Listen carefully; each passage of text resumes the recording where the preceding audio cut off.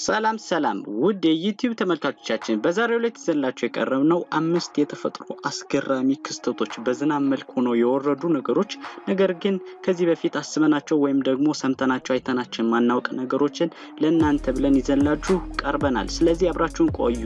ከዚህ ሁሉ በፊት ግን ለቻናላችን አዲስ የሆናችሁ ሰዎች ቻናላችንን ሰብስክራይብ ማድረግ እንዳትረሱ። እንዲሁም ቪዲዮአችንን እዩትና ከተመቻችሁ ላይክ ካልተመቻችሁ ወረድ ብላችሁ ኮሜንት ላይ አስተያየትና ጥቆማዎችን ብትጽፉን ወዲያው አስተካክለን ለእናንተ እናደርስ ይሆናል። አሁን በቀጥታ ወደ ቪዲዮ እናልፋለን።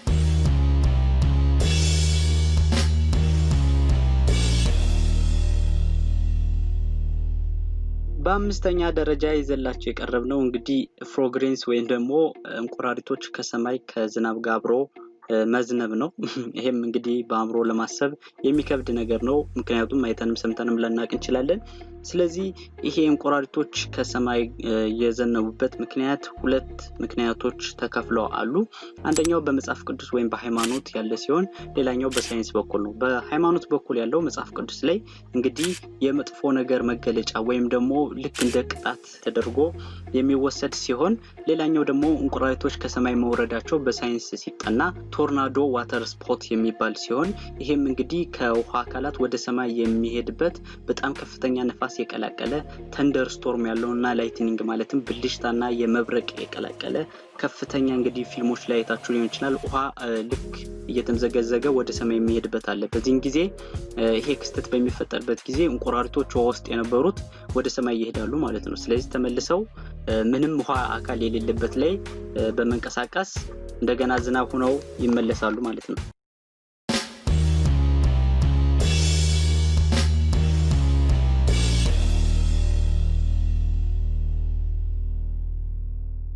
በአራተኛ ደረጃ ይዘላችሁ የቀረብነው ጎልፍ ቦልስ ሬኒንግ የተባለ ሲሆን ይህም የጎልፍ ኳሶች ከሰማይ መዝነብ ነው። ይሄም እንግዲህ በወቅቱ አካባቢ ላይ የነበሩ ሰዎች በጣም ከፍተኛ ጭንቀትን የፈጠረባቸው ሲሆን እንግዲህ የዓለም መጨረሻ እንደሆነም እንዲያስቡ አድርጓቸው ነበር ማለት ነው። ይሄም ክስተት የተከሰተው እንግዲህ በውጮች አቆጣጠር ሴፕቴምበር መጀመሪያዎቹ አካባቢ በ1969 ዓመተ ምህረት ሲሆን ይሄም ፑንታ ጎርዳና አካባቢ ላይ የተከሰተ ሲሆን በአካባቢው ላይ የተለያዩ የጎልፍ ኮርሶች እንደሚካሄዱም እንግዲህ ከሜትሮሎጂስቶች የተገኘ ጥናት ሲሆን ይሄም ያ ከዛ የተገኙ በንፋስ በተለያየ መንገድ ወደ ላይ ከሄዱ በኋላ በዝናብ መልኩ ተመልሰው አብረው እንደመጡ ተደርጓል ማለት ነው።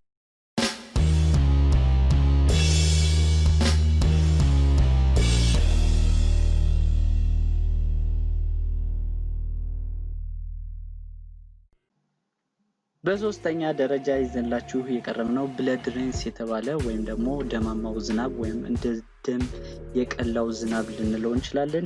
ይሄም በኢንዲያ ካርላ ከተማ ውስጥ የተፈጠረ ሲሆን እንዲሁም በስፔን በ2014 ተፈጥሮ ነበር። በኢንዲያ ላይ ደግሞ ሴፕቴምበር 2001 ዓመተ ምህረት ላይ የተፈጠረ ነው።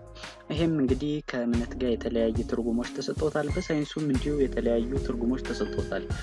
በሳይንሱ ከተሰጠው ትርጉም መካከል በዩኒቨርሲቲ ኦፍ ሳልማን በተጠና ጥናት የተጠናው ጥናት እንግዲህ ምንድነው የሚያመለክተው ኤርቦን በሆነ አልጌ የተፈጠረ ሲሆን ይሄም እንግዲህ በጊዜ ቆይታ ኬሚካል ስትረስ ውስጥ በሚገባበት ጊዜ ሬድ ከለር እንዲዝ የሚያደርገው አለ።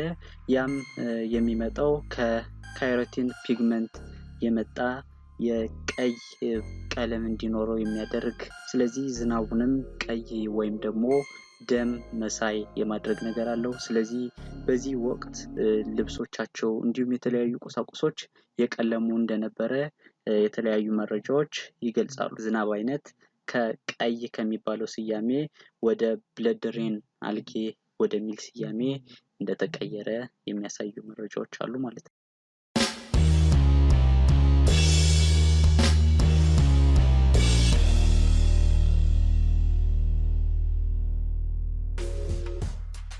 በሁለተኛ ደረጃ ይዘላችሁ የቀረብነው ፊሽ ሬን የተባለ እንግዲህ አሳ ከሰማይ የወረደበት ወይም የዘነበበትን ክስተት የምናይበት ሲሆን ይሄም እንግዲህ እንዴት ተፈጠረ የሚለው ነገር ወሳኝ ነገር ነው። ስለዚህ ይሄም በሳይንስ እንግዲህ እንደተጠናው ቅድም በነገርኳችሁ ሲስተም ሲሆን ቶርናዶ ዋተር ስፖት በተባለ ከውሃ አካላቶች ወይም ደግሞ ከባህር ከተለያዩ የውሃ አካላቶች ትልልቅ የውሃ አካላቶች ልክ እንደ አውሎ ንፋስ ወደ ላይ ውሃዎችን ይዟቸው ይሄዳል በዚህ ጊዜ አሳዎች አብረው የሚሄዱ ሲሆን ይሄም በከፍተኛ መብረቅ እንዲሁም ደግሞ ብልጭታ የታጀበ ሲሆን ከፍተኛ ወይም ደግሞ ጠንካራ ንፋስ ያለው ሲሆን ይሄም እንዴት ሊፈጠር ቻለ የሚለው ነገር ነው ወሳኙ ከፍተኛ የሆነ ንፋስ አለ እንግዲህ ነግራችኋለሁ ማለት ልክ እንደ አውሎ ንፋስ ሲሆን ሌላኛው ደግሞ ሎ የሆነ አትሞስፌሪክ ፕሬሸር ይኖራል ስለዚህ አትሞስፌሪክ ፕሬሸሩ ሲቀንስ ወደ ላይ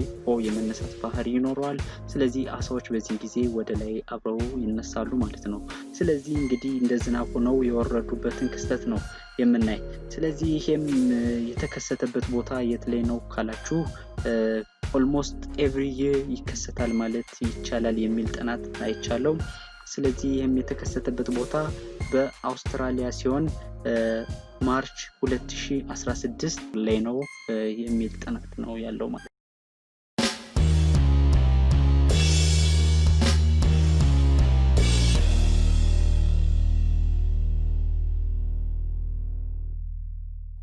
በአንደኛ ደረጃ ይዘላችሁ የቀረብነው ወርምስ ሬን ሲሆን ይሄም እንግዲህ ከሰማይ ላይ የመሬት ውስጥ ትል የዘነበበትን ክስተት የምናይ ሲሆን ይሄም እንግዲህ በኖርዌይ the most recent ነው በነገራችን ላይ ይሄ እስካሁን ከጠራናቸው ከአምስቱ ውስጥ የቅርብ ጊዜ ክስተት ልንለው እንችላለን በኖርዌይ ነው የተከሰተው ይሄም እንግዲህ የተለያዩ ሜትሮሎጂስቶች እንዲሁም ባዮሎጂስቶች ከሰዎችም ባዩት ወይም በሰሙት መሰረት የሰጡት ሃይፖቴሲስ በአካባቢው ላይ ስኬት የማድረጊያ ቦታ አለ በዛ ስኬት የማድረጊያ ላይ ብዙ የአርዝ ወርሞች ተከማሽተው ተቀምጠው አይተው እንደነበሩ ሰዎች የሚናገሩ ይሆናል ማለት ነው ስለዚህ ይሄንን ግን ስንል the most recent ቢሆንም በኖርዌይ ላይ ይሄ ክስተት ለመጀመሪያ ጊዜ አይደለም ማለት በኖርዌይ የትል ዝናብ የዘነበው ከዚህ በፊትም በ2007 ዓመተ ምህረት ሉዚያና በመተባል ከተማ ላይ እንዲሁም ደግሞ በ2011 በስኮትላንድ ሀገር ላይ በክሊር ስካይ ወቅት ወይም ደግሞ ጥርት ባለ ሰማይ ላይ ነው ይሄ ዝናብ የተከሰተው ማለት ለዛሬ ይዤላችሁ የቀረብኩት ቪዲዮ ይሄንን ይመስል ነበር በቀጣይ በሌላ ቪዲዮ እስክንገናኝ ድረስ ቻው